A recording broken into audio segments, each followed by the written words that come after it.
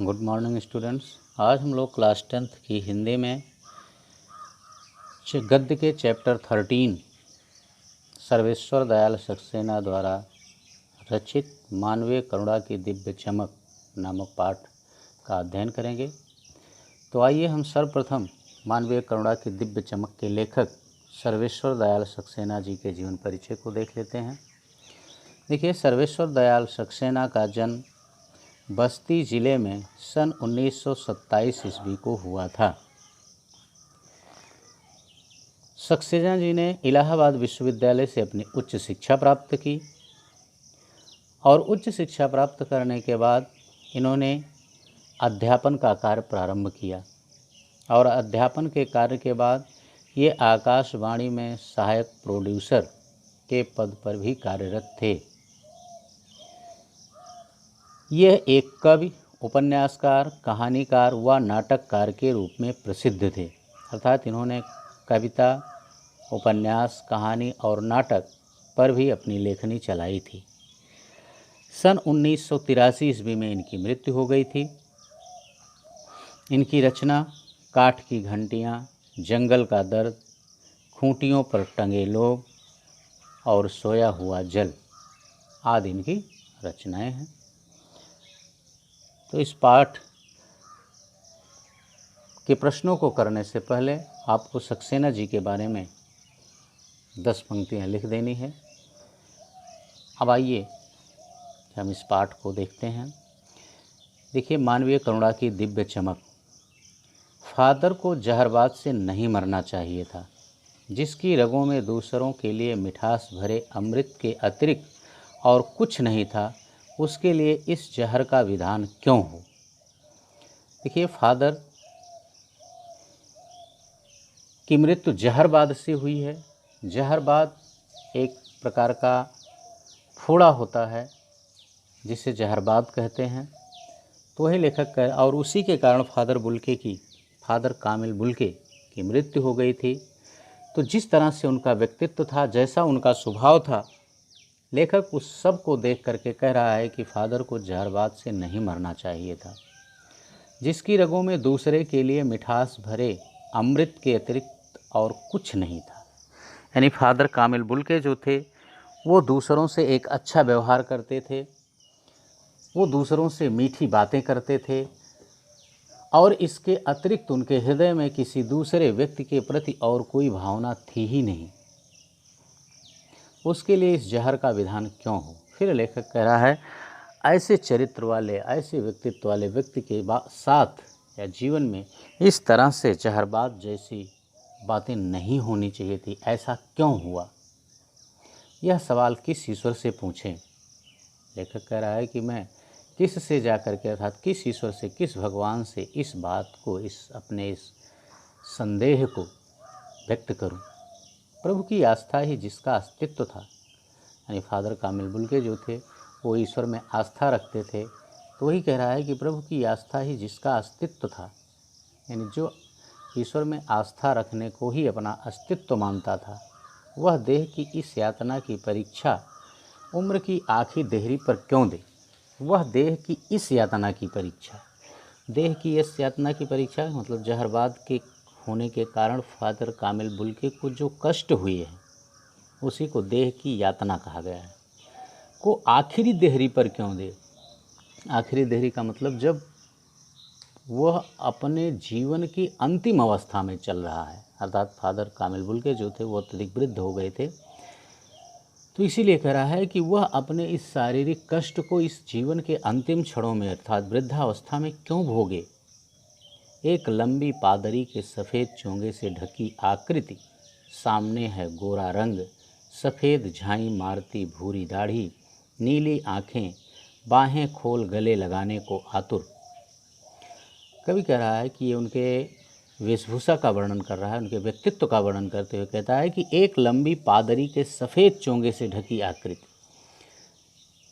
वास्तव में father Bulcke जो हैं इनका जन्म बेल्जियम में हुआ था, लेकिन बेल्जियम में जन्म लेने के बाद भी कामिल बुल्के ने भारत को अपनी कर्मभूमि बनाया था। तो इसीलिए वो कह रहा है कि एक लंबी पादरी के सफ़ेद चोंगे से ढकी आकृति। फादर कामिल बुल्के जो थे वो एक लंबी चोंगे, सफ़ेद चोंगे से ढकी आकृति अर्थात सफ़ेद चोंगे जैसे वस्त्र को पहनने वाले, गोरा रंग, सफ़ेद झाई मारती भूरी दाढ़ी, सफ़ेद रंग की दाढ़ी, नीली आँखें थी, यानी ये उनका व्यक्तित्व था।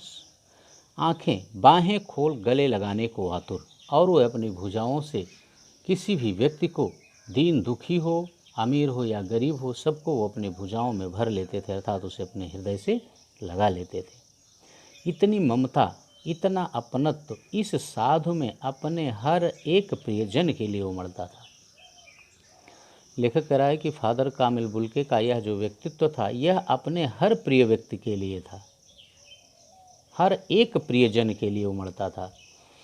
साधु शब्द से यहाँ संबोधित किया है कि वो एक साधु थे, इसीलिए वो अपने इस गुण के कारण, यह साधु का एक गुण होता है कि वो सबको समान भाव से देखता है, अपने इसी गुण के कारण ममता और अपनत्व प्रत्येक व्यक्ति के लिए प्रदर्शित करते थे, दर्शाते थे। उनके लिए किसी में किसी तरह का कोई भेदभाव नहीं था।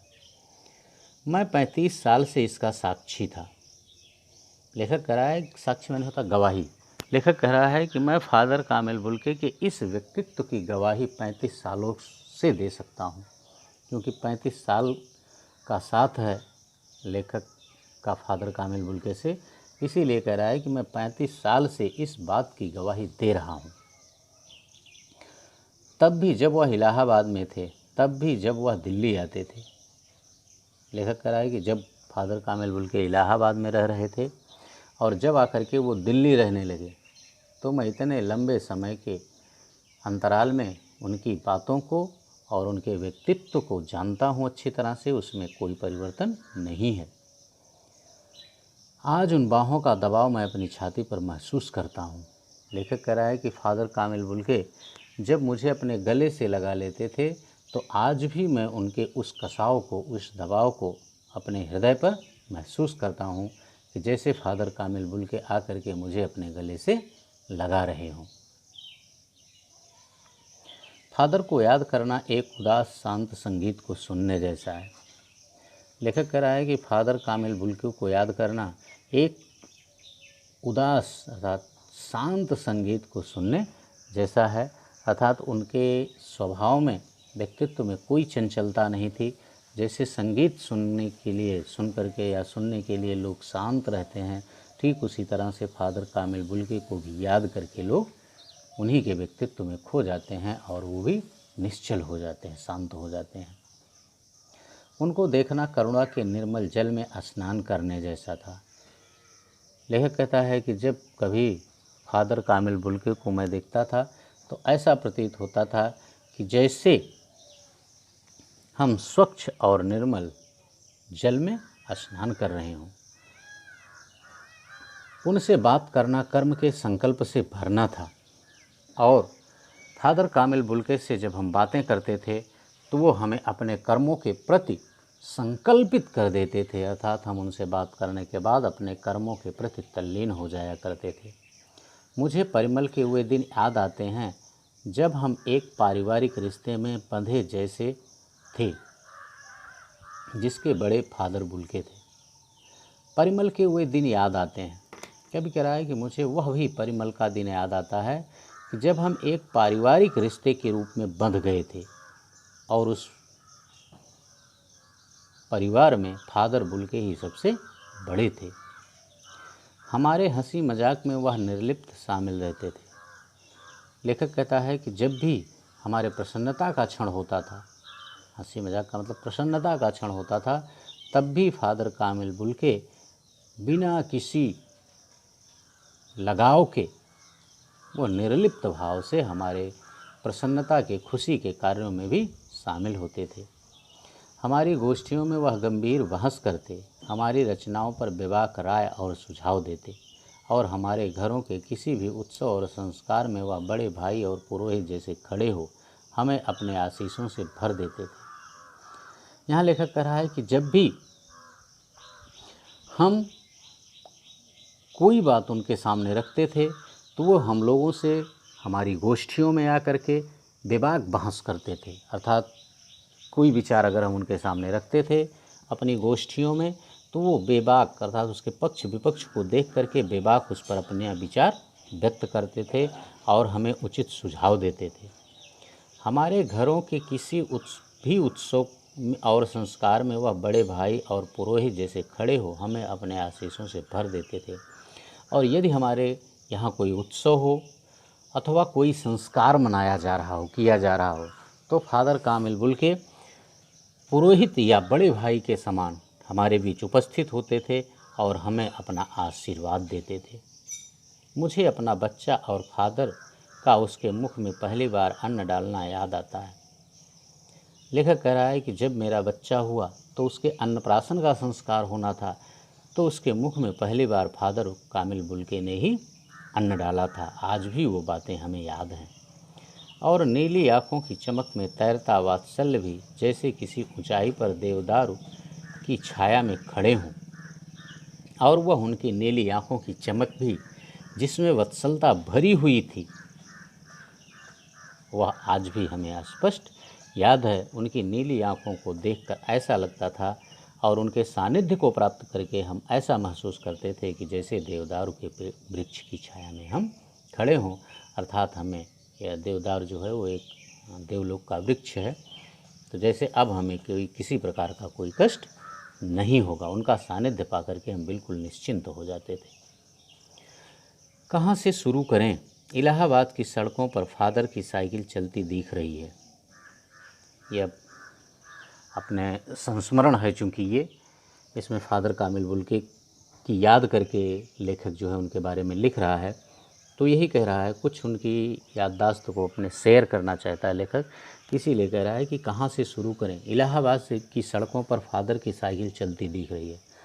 मुझे याद है कि जब फादर कामिल बुल्के इलाहाबाद की सड़कों पर अपनी साइकिल चला करके उससे चलते थे, वह हमारे पास आकर रुकती है, मुस्कुराते हुए उतरते हैं। देखिए देखिए, मैंने उसे पढ़ लिया है और मैं कहना चाहता हूँ। और फादर कामिल बुल्के अपनी साइकिल से आकर हमारे पास रुकते और हंसते हुए कहते कि देखो, मैंने उसको पढ़ लिया और मैं यह बताना चाहता हूँ, उनको क्रोध में कभी नहीं देखा, आवेश में देखा है और ममता तथा प्यार में लबालब छलकता महसूस किया है। लेखक कह रहा है कि मैंने फादर कामिल बुल्के को कभी क्रोधित होते हुए अर्थात गुस्सा करते हुए तो देखा ही नहीं है। हाँ, मैंने जब भी उन्हें देखा है तो वो कभी आवेश में दिखाई देते थे अथवा कभी उनके हृदय में ममता और प्यार भरा होता था। ममता और प्यार से युक्त हृदय वाले कामिल बुल्के को मैंने देखा है, लेकिन क्रोध करने वाले कामिल बुल्के को मैंने नहीं देखा, अर्थात उन्हें कभी गुस्सा नहीं आता था। अक्सर उन्हें देखकर लगता कि बेल्जियम में इंजीनियरिंग के अंतिम वर्ष में पहुंचकर उनके मन में सन्यासी बनने की इच्छा कैसे जाग गई। लेखक कहता है कि जब भी मैं फादर कामिल बुल्के को देखता था तो उन्हें देखने के बाद मैं ऐसा महसूस करता था कि बेल्जियम में जिसने इंजीनियरिंग की पढ़ाई की हो, जब वो इंजीनियरिंग के अंतिम वर्ष में थे, तब फादर के मन में सन्यासी बनने की इच्छा कैसे उत्पन्न हुई, जबकि घर पे इनके 2 भाई, 1 बहन और माता पिता सभी थे, अर्थात इनका पूरा परिवार भरा पूरा था। फिर भी इस तरह से इन्होंने क्यों किया या इस तरह की इच्छा इनके मन में क्यों जगी? लेखक को यह बात कचोट रही थी, उस बारे में यह जानना चाहता था। आपको अपने देश की याद आती है? मेरा देश तो भारत है। लेखक कहता है कि इसी बात को देख करके मेरे मन में यह प्रश्न उठा और मैंने उनसे पूछा कि क्या आपको कभी अपने देश बेल्जियम की याद आती है? तो उनका उत्तर होता था, मेरा देश तो भारत है, मैं जन्मभूमि की पूछ रहा हूँ। तो उनका उत्तर होता था कि मेरा देश तो भारत है। लेकिन लेखक फिर कहता है कि मैं आपकी जन्मभूमि के बारे में पूछ रहा हूँ, अर्थात जहाँ आपका जन्म हुआ है बेल्जियम के बारे में। हाँ, आती है, बहुत सुंदर है मेरी जन्मभूमि, रेम्स चैपल। देखिए, बेल्जियम के रेम्स चैपल नामक स्थान पर फादर कामिल बुल्के का जन्म हुआ था। इसीलिए वह कह रहा है, लेखक जब इस तरह से पूछता है कि मैं आपके जन्मभूमि की बातें कर रहा हूँ, तो लेखक कहता है कि फादर कामिल बुल्के कहते हैं कि हाँ, मेरी जन्मभूमि रेम्स चैपल जो है बहुत सुंदर है, अर्थात मुझे अपने जन्मभूमि की याद आती है। फिर मैं उनसे पूछता था कि क्या घर में भी आपको आपकी किसी की याद आती है? तो उनका उत्तर होता था, हाँ, माँ की मुझे बहुत याद आती है।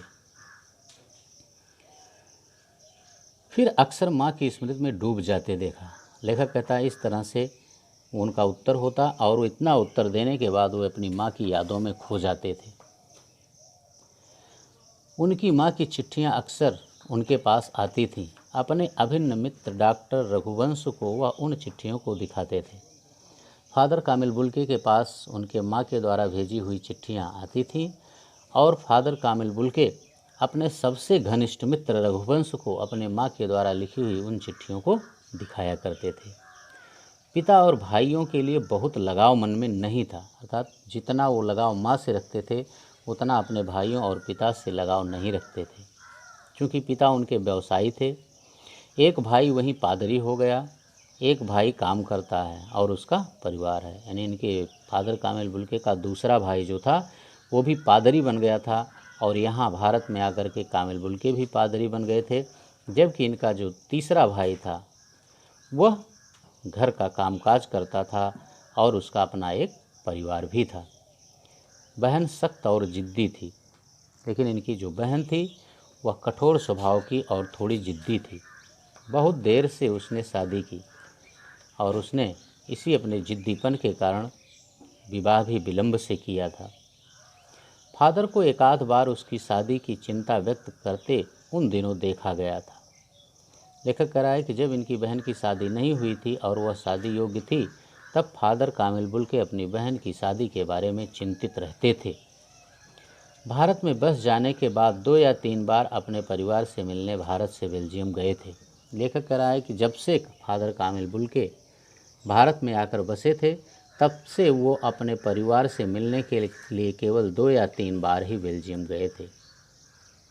लेकिन मैं तो सन्यासी हूँ, आप सब छोड़कर क्यों चले आए? प्रभु की इच्छा थी। उसके बाद उनका उत्तर होता था कि अरे अब मुझे इसकी कोई चिंता नहीं करनी, क्योंकि मैं तो एक सन्यासी हूँ। यह कहता है कि फिर इस तरह के उनके प्रश्नों को छोड़कर मैं उनसे कहता कि आप सबको छोड़कर क्यों चले आए? तो उनका उत्तर होता था यह तो प्रभु की इच्छा थी, अर्थात ईश्वर की इच्छा थी, इसीलिए मैं सबको छोड़कर यहाँ आ गया। वह बालकों की सी सरलता से मुस्कुरा कर कहते, वो बालकों के समान निश्चल भाव से मुस्कुरा करके उत्तर दे दिया करते थे। माँ ने बचपन में ही घोषित कर दिया था कि लड़का हाथ से गया। फादर कामिल बुल्के कहते हैं कि मेरी माँ ने मुझे देख करके बचपन में ही यह कह दिया था कि यह लड़का हाथ नहीं आएगा, अर्थात यह हमारे हाथ से चला जाएगा, हमारे बातों को नहीं मानने वाला है।